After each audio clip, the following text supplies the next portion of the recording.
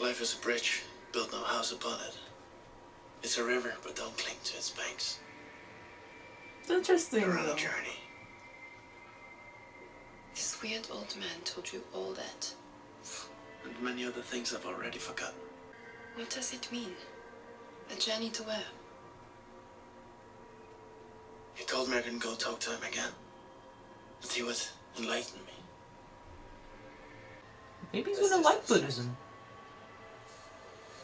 I find it interesting that you got.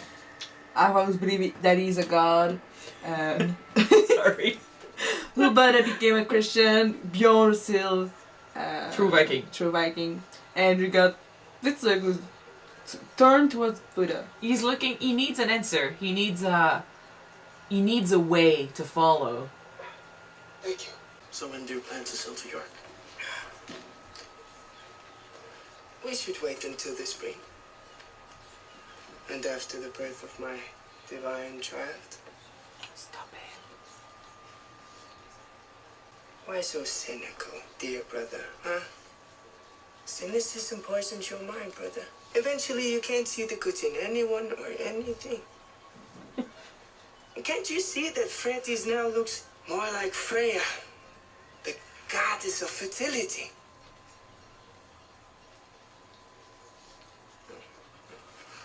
It seems to me that you are conflicted, Vitek. You jumped ship to be with me because you thought the gods planned it. But then everything I say or do makes you unhappy, as if you never meant to jump ship at all. There's no contradiction. Of course there's a contradiction. What are you talking about?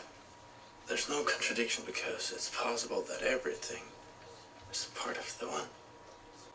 He's really converting now. You're talking rubbish. Just like you do.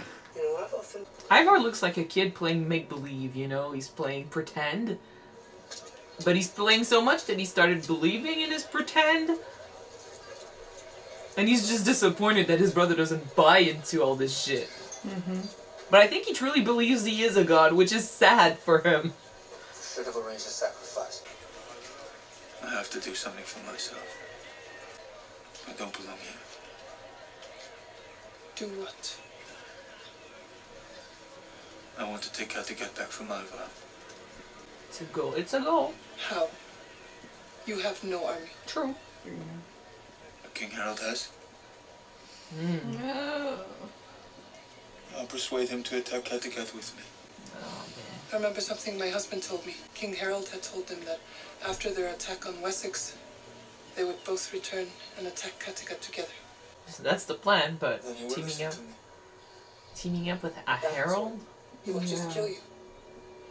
He wants to have Kattegat for himself, so Bjorn is not in his plan if he does accept. He does have the army, though. I'm going to leave the decision to you, Jed. You've known me, Loki. You know I cannot live without hope. I must have hope. For the future of my family. So you're saying that we should try to save them?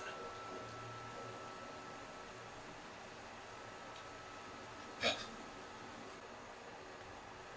It's the human thing to do, but it's true that they brought a lot of bad stuff. Has changed. Let's hope that if they actually do show up in time and save them, they will be grateful enough not to do anything. Because they could be all dead when they show up, we don't know. I need to try to regain Kattegat. We need you here. There will be more attacks and you know it. You have to defend Ragnar's Stream. We are all trying to defend Ragnar's Stream. But perhaps some of us choose to do it differently. I understand what you have done. You have taken a path I could not have taken. My brother. Still my hero. Look at this on the bright side. If he does take back Kattegat, you have an ally. Right? You have protected and brought up our children. Even when I abandoned you. You were never spiteful or vengeful. You were always loyal to my mother. I love Lagatha. She has always been everything to me. I know that she's still alive and will return someday. She's a survivor. Like you. I love our children. And I will always make them proud of you. No bad blood, I actually like that. Yeah. Thank you. Despite everything that you've put her through, she's And the uneasiness in the last few weeks. amazing. After, you know, Ubba converted and stuff, like Bjorn could have definitely turned on him, but Yeah. You will all have heard the news of the king's collapse, and that's why I wanted to talk to you. To reassure you that Aethelred will recover. What is wrong with him? No one really knows. Then he is weak. We need to know the truth. What's going on? My mother is right. yeah. Aethelred has suffered these attacks before and has always survived. A king who is always sick. What kind of a king is that? Turn this into something like he's connected to God and he's Cannot having afford a visions. sick king. They believe that. Aethelred is very popular. Yes, You can trust him. You can trust me. I'd somehow hoped he would not be quite so popular. Yes. Don't punish him for just being popular with the people. He's not using it. At least he chose not to. Is it that you say to these men? Except that they should pray for your brother's recovery. I say to them what I have a mind to say. Don't interfere, mother. Now go and make some stinking porridge to heal my poor brother. Ah, that was weird. I still believe he's being genuine. Maybe he's just pissed off that his mother doesn't believe him. Yeah. Like, she keeps not trusting him and seeing him as the evil betrayer, so. Oh no. No. Mushroom equals death. I know about that. Judith. No fucking way this is medicine, guys. No fucking way. I remember Floki's mushroom, but that is not the same With thing. Floki, they pretended sometimes that he was gonna do something bad when actually he was doing something good. Yeah. With her, they might be trying to make us think that she's doing something good when she's trying to do something bad. Poor brother.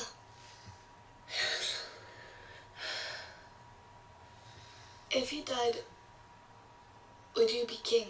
Don't start that conversation, please.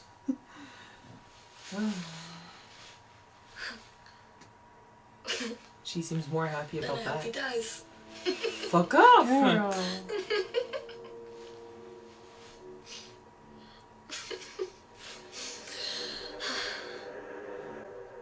What does that look like? No, I want him to be genuine about this. Although he didn't say anything, you know? Maybe he's conflicted because Maybe- that if he dies now, that wouldn't be from his doing, you know? That's what I was thinking. I'm thinking maybe if Alfred dies of natural causes, it's gonna be better for Aethelred. He's gonna be like, I'm gonna have what I want, but I'm not gonna have to do the bad stuff, you know? Turn our sight. So terrible. How the nobles begin to conspire against him. As soon as he's sick. And yet, you must understand their fear. Not only for themselves, but for Wessex and England. Oh no. Oh fucking hell. You're a shit mother, you know Of that? course, I understand. But surely they can see that Aethelred is their best chance. If they care about Wessex, and England, that they must care about Alfred. Well, what have you done? I don't believe that you have ever accepted your brother as king. Fuck you! I don't think you ever would. And it's not fast nor painless, you know? Danger to him. So you planned me.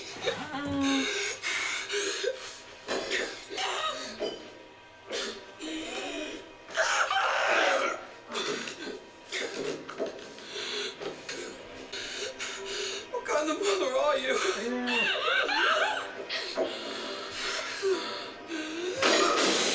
Oh, shit.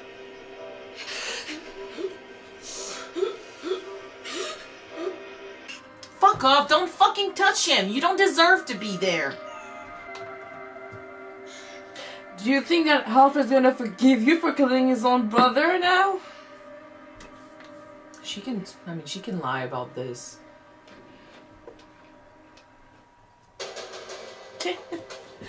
Oh my gosh. Well, you know, I feel bad for my reaction because I got real mad didn't and then think that I will react this way for Alfred's death. Aethelred. Aethelred's death. It's just the thought of a child being betrayed like that by his own parents, you know? Yeah. It's you're supposed to have trust and faith in your parents because they're supposed to love you and protect you. And I know that's not always the case. And that's sad when that happened. And that, like you said, that wasn't quick, that wasn't painless. That's the worst for me. Freaking hurting. And he knew, you know, he had the time to realize that his mom did this to him. Yeah. And, that's what's worse for me. That's why I got more mad, I think, than I was sad. Maybe it's because I think we saw it coming. Like, it's, especially this episode, like, they showed that she was very angry at what was going on, and the fact that he also got angry at her not trusting him, and he took that, he twisted it around, and he kind of put her in her place a little bit. That was kind of a red flag for, oh shit, don't start showing that you might want to take over, or that you might want to put her down because she's gonna twist it around on you again, you know? Yeah. There's a rational part of me that can understand why she's like this. You know, she's been betrayed before, she's been used before. She put all her hopes and dreams into Alfred and his future. Mm-hmm. And we know that she never said it, and I know she loved both her children, but we know that she always favored Alfred. Has a huge preference for Alfred. That is a fact. And I think we kind of understood it. We understood it as Alfred always was her kid, you know, born of the love that she had for Athelstan. And you've got Aethelred, who is the son that she was forced to have with the husband she was forced to lay with, because there was no love between the two. And I mean, she didn't hesitate to cheat on him. So I think Aethelred reminds her of a life of suffering and a life of slavery and obedience, whereas Alfred is the child of freedom and power and safety. So she always favored one over the other. And I mean, Alfred he listens to his mom, you know. He doesn't try to do things. When he does, it's never too bad, you know. He always goes back to what his mom wants. So really, when Alfred is in power right now, it's really Judith, I feel like. Or at least that's how she sees it. And Aethelred is more like, he had a mind of his own because he kept with his dad more. Yeah. So I don't think, like, she would ever do that to Alfred, and then she allowed herself to do it with Aethelred, and that's, like you said, it's sick because as a child you should always believe that your parents are there to protect you and that they will always support you.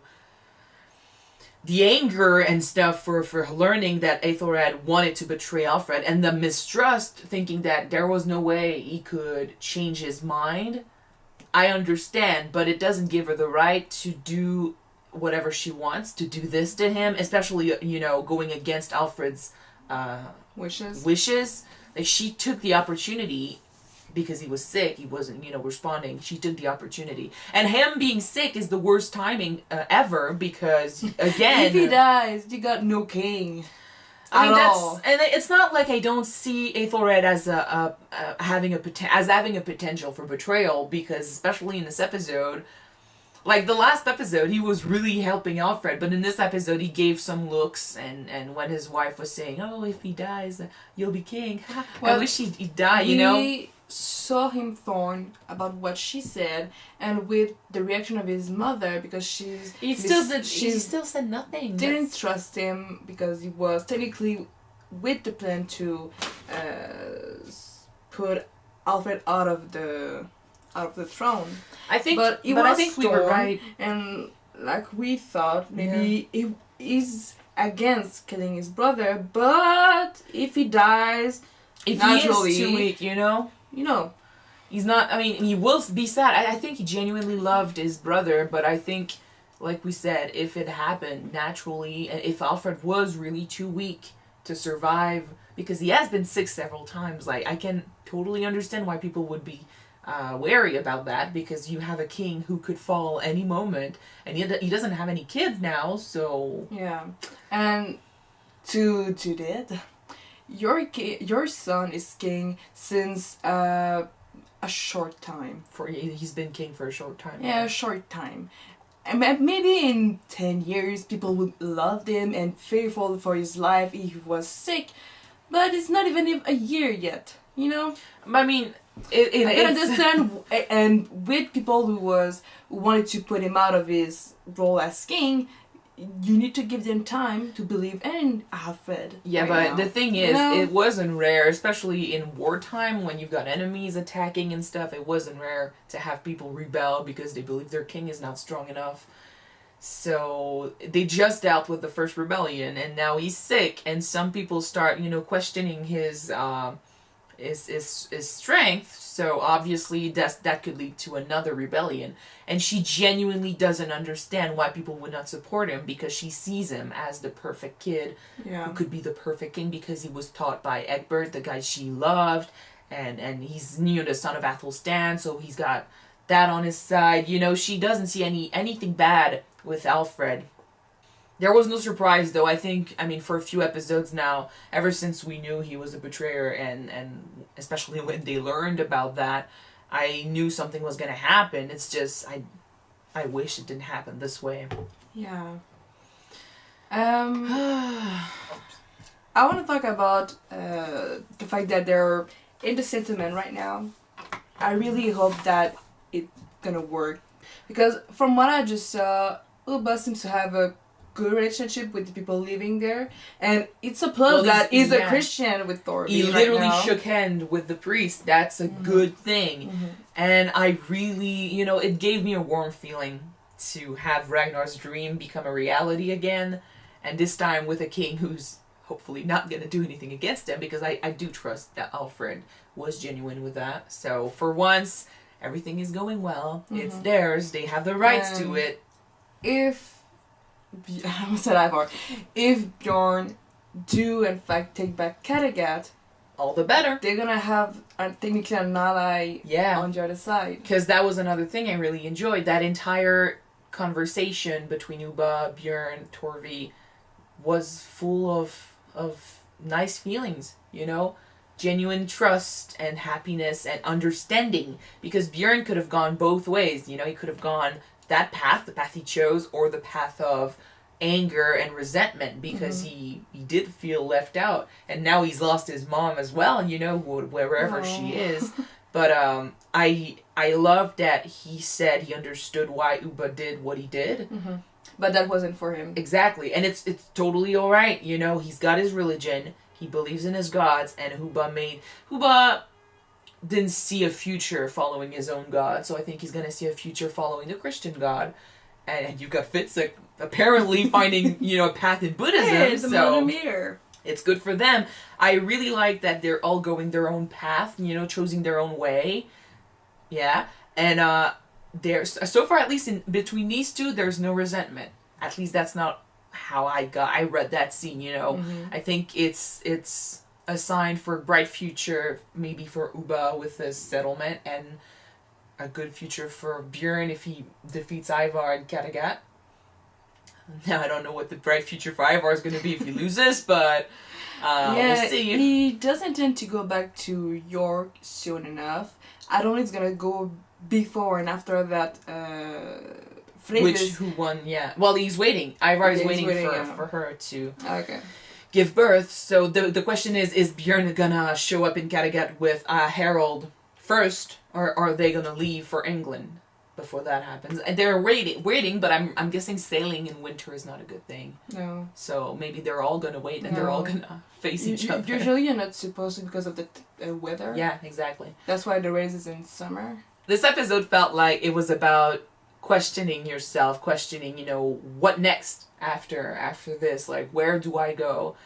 And I love that for many characters, at least, there seems to be a clear path.